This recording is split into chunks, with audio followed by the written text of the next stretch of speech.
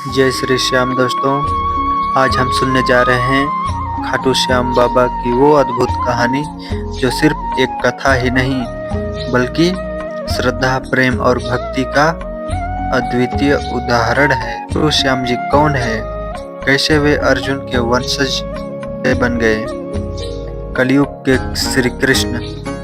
आइए इस रहस्यमयी और चमत्कारी यात्रा पर चलते हैं। महाभारत के समय की बात है। भीम के पोते और घटोत्कच के पुत्र थे बार्बरिक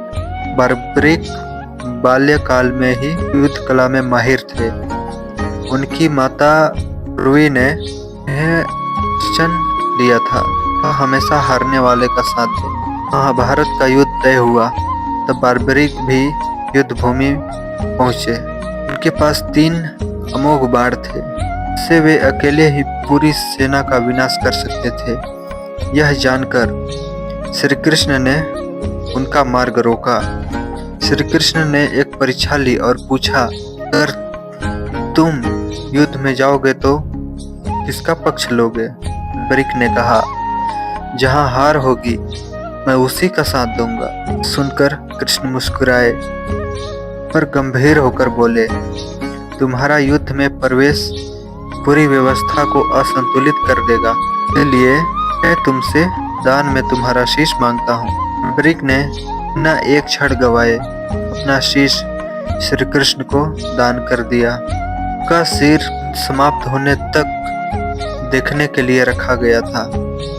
युद्ध के बाद कृष्ण ने उन्हें वरदान दिया, तुम कलयुग में श्याम नाम से पूजे जाओगे और भक्तों की हर मनोकामना पूरी करोगे। महाभारत समाप्त हो गया। सदियों बीत गए, कलयुग आया। तो गांव में एक बार एक किसान का खेत बार बार खुद ब खुद खुदने लगा। किसानों ने गांव वालों के साथ खुदाई करवाई और वहां से एक अद्भुत तेजस्वी शीश निकला जो चमक रहा था। रात को किसान को स्वप्न आया, मैं बार्बरिक हूँ, मुझे खाटू नगरी में प्रतिष्ठित करो। गांव वालों ने बड़े धूमधाम से शीश को खाटू श्याम एक सुंदर मंदिर बनवाकर स्थापित किया और वहीं से खाटू श्याम बाबा की भव्य भक्ति यात्रा शुरू हुई। कहते हैं आज भी खाटू श्याम बाबा अपने भक्तों की पुकार सुनते हैं। जो भी सच्चे मन से आकर बाबा से मुराद मांगता है उसकी झोली भर जाती है। खाटू श्याम जी के मंदिर में रोजाना हजारों भक्त आते हैं। कई लोग बताते हैं कि जब उनकी आशाएं टूट गई थी तब बाबा ने चमत्कार कर दिया। किसी की बिगड़ी शादी बन गई, किसी को संतान का सुख मिला और कोई तो मौत के मुंह से वापस लौट आया।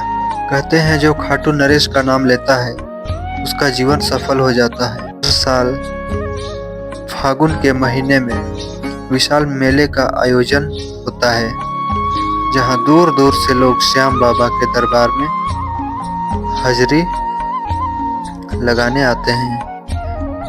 बाबा के भजन कीर्तन और जयकारों से गूंज रही नगरी। हारे का सहारे बाबा श्याम हमारा।